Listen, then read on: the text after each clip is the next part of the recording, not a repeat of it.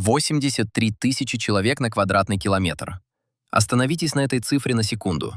Не пытайтесь ее сразу осмыслить. Просто держите ее в голове. Для сравнения, Гонконг, один из самых плотно заселенных городов на планете, это 17 тысяч человек на квадратный километр. Манхэттен – 27 тысяч. Самые перегруженные кварталы Токио – около 23 тысяч. 83 тысячи. На реальном клочке земли. Ни в теории, ни в расчетах зафиксировано в переписи населения. Это был остров. 6,5 гектаров вулканического камня посреди открытого моря. 500 метров в длину, 150 в ширину. Его можно пересечь пешком за 5 минут, если бы было куда идти. Потому что все это пространство было застроено вплотную. 9-этажные бетонные дома, лестницы, переходы, школы, больница, кинотеатр, храмы. Целый город, упакованный в размер крупного квартала. И при этом большинство людей в мире никогда о нем не слышали. Потому что Япония держала его закрытым 35 лет. А часть того, что там происходило, официально признала лишь в 2015 году. И то под прямым давлением ЮНЕСКО. Этот остров называется Хосима, но у него есть другое имя, которое прижилось намного лучше – Гунканзима. Остров-линкор. С воды он действительно похож на боевой корабль. Прямоугольный силуэт, высокие бетонные стены по периметру, надстройки из зданий. Он стоит в Восточно-Китайском море в 19 километрах от Нагасаки и выглядит так, словно кто-то взял промышленный город и опустил его прямо в воду. Сегодня это руины. Выбитые окна, бетонные перекрытия, провалившиеся внутрь, школьные классы, где на досках до сих пор видны следы мела, кухни с упавшими шкафами, ржавые велосипеды в коридорах. Все это не тронуто с 1974 года, когда последний житель сел на паром, и остров опустел за 3 месяца. Сегодня мы пройдем полную историю Хосимы. От первого угля под морским дном до дипломатического скандала, который не закончился до сих пор. Это история о том, как на голом камне посреди моря вырос целый город. О том, какой ценой этот город существовал.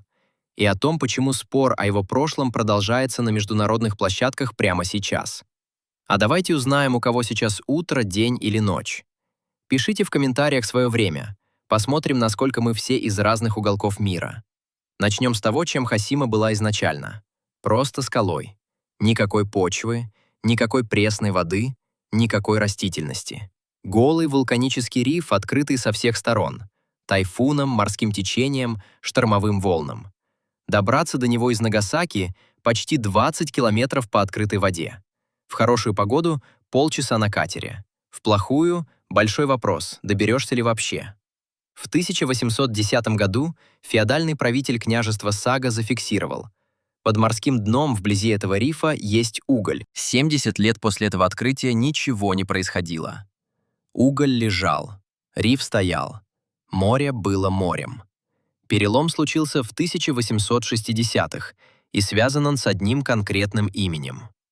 Томас Блейк Гловер, шотландский купец, обосновавшийся в Нагасаки, привез из Британии современное горнодобывающее оборудование и нанял британских инженеров для разработки ближайшего угольного месторождения.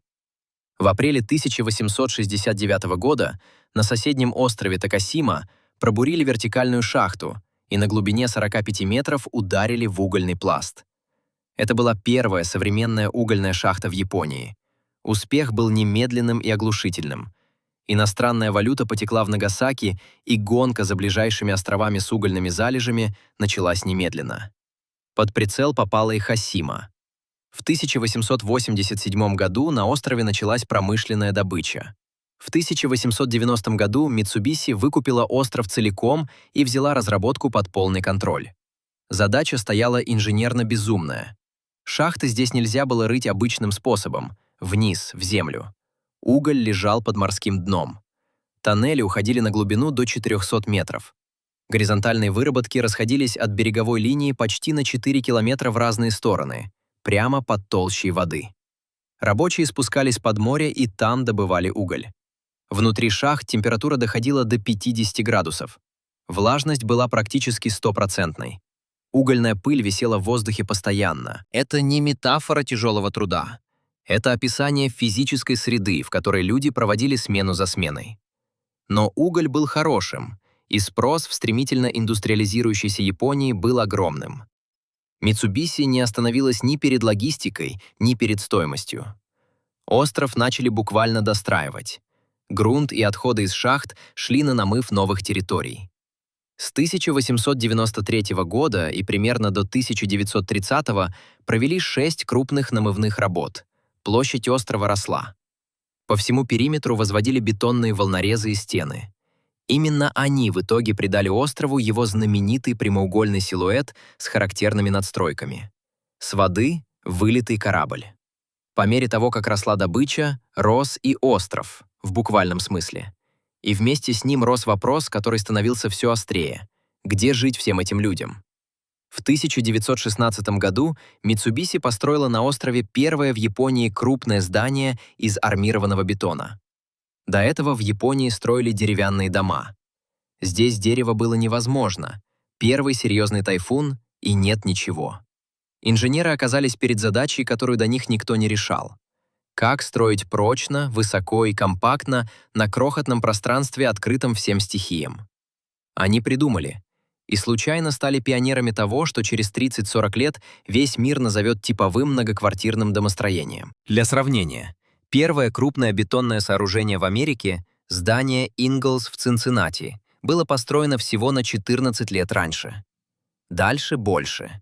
Вместе с жилыми корпусами появились школа, потом еще одна, больница, кинотеатр, залы починка, синтоистское святилище, буддийский храм, общественные бани, сенто, рестораны, магазины, плавательный бассейн. Кровли одних зданий служили дворами и детскими площадками для жильцов других. Земли для садов не было совсем. Люди разбивали огороды прямо на крышах. Весь провиант завозили с материка. Никакого сельского хозяйства, ни одной грядки на земле. Пресную воду сначала тоже доставляли кораблями, потом проложили подводный водопровод. В 1959 году на острове жили 5259 человек. Большинство квартир площадью около 10 квадратных метров на семью из 4 человек. Маленькая электрическая плита, раковина. Никаких личных лестниц, никаких отдельных входов. Все ходили по общим переходам, галереям, лестничным маршам. Весь день, каждый день, с рождения и до отъезда. Один из бывших жителей острова вспоминал: «Мы могли пройти остров насквозь, пока догорала сигарета. 500 метров в длину. Весь мир в этих размерах». Официальная история Хосимы долгое время существовала в одной очень конкретной версии. Блестящий пример японской инженерной мысли. Первый в стране армированный бетон. Самое плотное жилое пространство в истории человечества. Образец того, чего может достичь промышленная нация, поставившая перед собой ясную цель. На острове были все условия для жизни. Медицина, образование, досуг. Mitsubishi — компания-отец, которая обо всем позаботилась. Была и другая история. Ее рассказывали выжившие корейцы и их потомки. Десятилетиями ее не существовало ни в официальных японских документах, ни в материалах Mitsubishi. В 1930-х годах Япония втягивалась в войну на Тихом океане. Японских мужчин забирали в армию. На шахтах Mitsubishi и на Хосиме и на других объектах стала ощущаться острая нехватка рабочей силы. Уголь был нужен как никогда. Он питал военную промышленность. Решение нашли быстро. Правительство начало принудительную мобилизацию труда из Кореи, которая с 1910 года была японской колонией, и из числа китайских военнопленных. По имеющимся данным, только через Хосиму и 6 других аналогичных объектов прошло более 60 тысяч корейских рабочих. На саму Хосиму, по различным оценкам, было доставлено от 500 до 800 корейцев. Первое зафиксированное публичное свидетельство об этом дал в 1983 году Со Чон У, кореец, которого забрали на работу в 14 лет. В интервью он описал, как это началось. 2 мальчиков из его деревни посадили в грузовик и отвезли в правительственное здание, где уже стояли тысячи других корейцев. Никто из них не знал, куда их везут. Условия на острове для принудительных рабочих принципиально отличались от условий для японских горняков. Японские работники Mitsubishi и их семьи жили в высотных жилых корпусах. Корейских рабочих размещали в отдельных ветхих помещениях, на нижних этажах, где постоянно стояла сырость с решетками на окнах.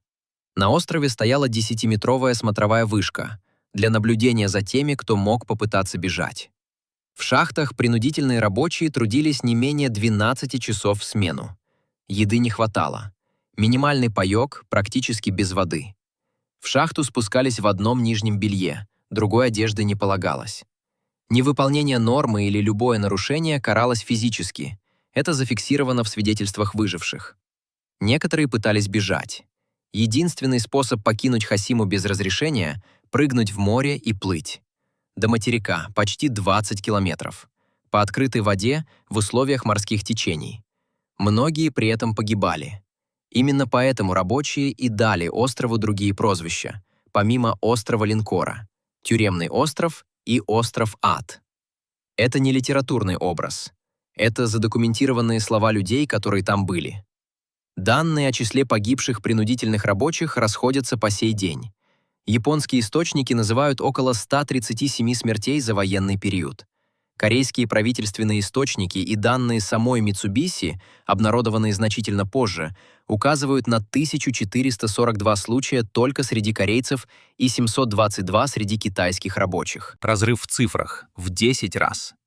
Причины смертей: аварии в шахтах, истощение, болезни от недоедания, попытки побега. Этот разрыв сам по себе исторический факт. Он означает, что систематического учета либо не велось, либо документы не сохранились. Или что их намеренно уничтожили. Китайские источники фиксируют, значительная часть документации была уничтожена японскими властями до капитуляции в 1945 году. Здесь важно сказать об одной подлинной сложности. После окончания войны принудительный труд на Хосиме прекратился. Жизнь острова продолжилась, и для японских горняков и их семей 50-е и 60-е годы были вполне нормальным, а местами комфортным существованием.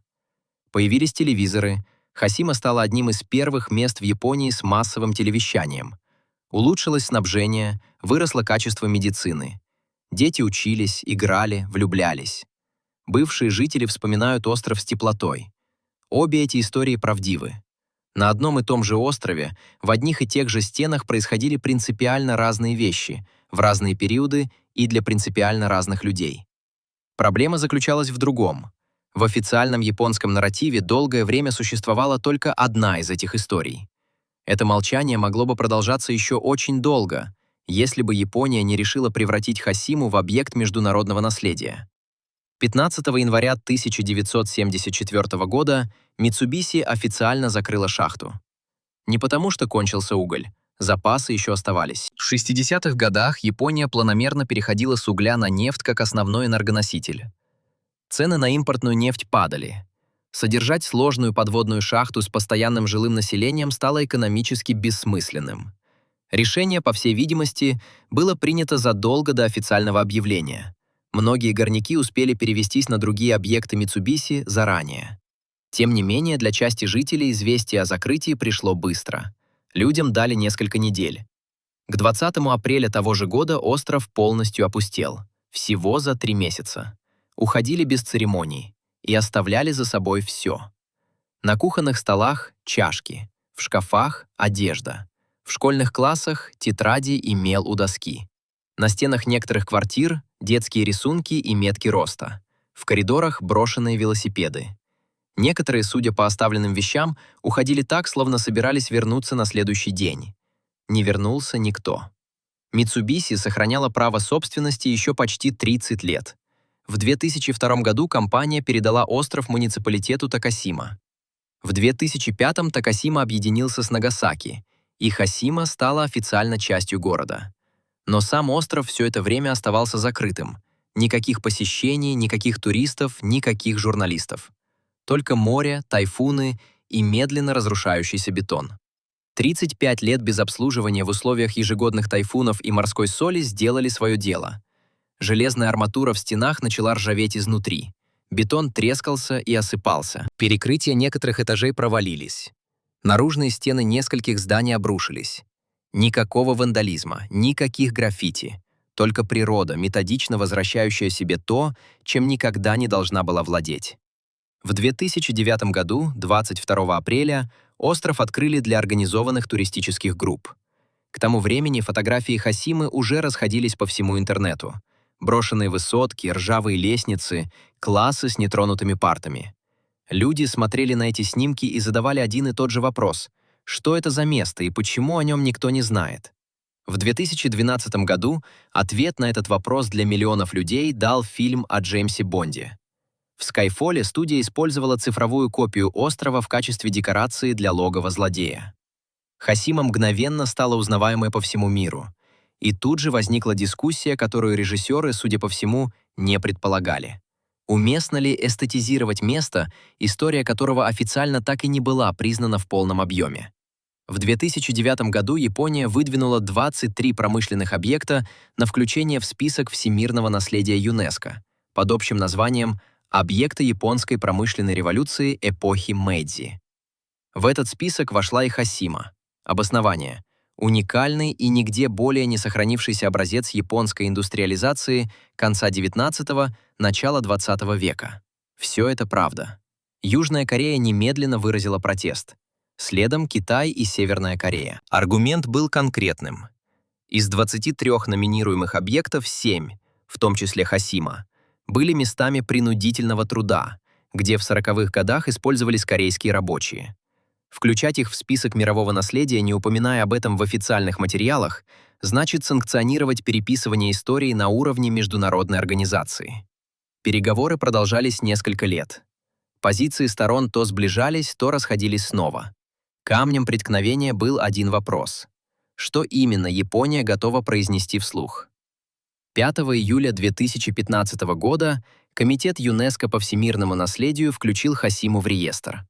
Это стало возможным потому, что японская делегация публично взяла на себя обязательство признать, что большое число корейцев и других людей было доставлено на некоторые из этих объектов против их воли и принуждено работать в тяжелых условиях в 40-х годах XX века.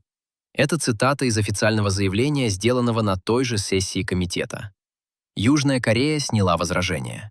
Объект был включен в список, и в тот же день произошло кое-что, что немедленно обнулило весь достигнутый результат. Министр иностранных дел Японии Фумио Кисида на пресс-конференции публично отверг применение термина «принудительный труд» к работникам Хасимы. По его словам, речь шла о людях, которых забрали работать не по их воле. И это, по японской интерпретации, принципиально отличается от слова «принудили». Когда корейская сторона потребовала объяснений, другой японский официальный представитель уточнил: английская фраза «forced to work» в японской версии означает «оказались работающими». Южная Корея расценила обе формулировки как прямое нарушение договоренностей, достигнутых несколько часов назад. В последующие годы ситуация не улучшилась. В 2018 году Комитет ЮНЕСКО официально констатировал: Япония не выполнила взятые обязательства. Посетители Хасимы и других объектов не получают полной информации об истории принудительного труда. Экспозиции не соответствуют тому, что было обещано. В 2020 году в токийском районе Синдзюку открылся информационный центр промышленного наследия, специально учрежденный для того, чтобы закрыть этот вопрос. Корейские историки и представители ЮНЕСКО изучили экспозицию и пришли к выводу: она не только не признает масштаб принудительного труда, но и активно его опровергает. Центр разместил свидетельства японских жителей Хасимы, утверждающих, что никакой дискриминации корейских рабочих не было. Среди показаний слова потомка кореянца, имевшего японский реестр, то есть человека, который по японским законам обладал тем же правовым статусом, что и японский гражданин, и, соответственно, жил в принципиально других условиях. Именно это свидетельство Центр использует как представительное. Корейские исследователи назвали это целенаправленным искажением. В 2025 году южнокорейская делегация снова поставила вопрос на сессии ЮНЕСКО. Япония снова настаивала: это двустороннее дело, международная организация сюда вмешиваться не должна. Вопрос остался открытым. Хасима стала первым в истории ЮНЕСКО случаем, когда объект всемирного наследия превратился в действующий предмет международного спора. Не о том, достоин ли он включения, а о том, что именно это наследие обязано помнить. Прецедента нет. Механизма принуждения к исполнению у ЮНЕСКО нет. Есть рекомендации, которые можно формально принять и не выполнять. Что у нас есть в итоге? 6,5 гектаров камня, бетона и ржавой арматуры в 20 километрах от Нагасаки. Самое плотное жилое пространство в истории человечества. Первый в Японии армированный бетонный жилой комплекс. Место, где тысячи людей провели годы в шахтах под морским дном. И место, куда других людей привезли против их воли, и о судьбе которых официальные данные расходятся в 10 раз. Остров медленно разрушается. Туристы смотрят на руины с узкой прибрежной полосы. Большая часть острова закрыта, слишком опасно. Школьные доски с меловыми следами еще стоят внутри, но долго ли, неизвестно. И вот конкретный открытый вопрос, который реально стоит перед исследователями и юристами в сфере международного наследия прямо сейчас. Может ли место называться объектом всемирного наследия без полного и верифицируемого признания всей своей истории? Не признание в принципе, а признание, которое можно проверить, которое отражено в реальных экспозициях, реальных материалах, реальных словах официальных лиц. На этот вопрос у ЮНЕСКО нет ответа, потому что механизм принуждения к исполнению обязательств так и не был создан. Кейс Хасимы — первый, на котором это обнаружилось, и, судя по всему, не последний. Напишите в комментариях, как вы считаете, должно ли международное признание исторического места быть обязательно связано с признанием всего, что там происходило? Или наследие и история — это все-таки разные категории? Это феномен времен. Время раскрывает свои тайны.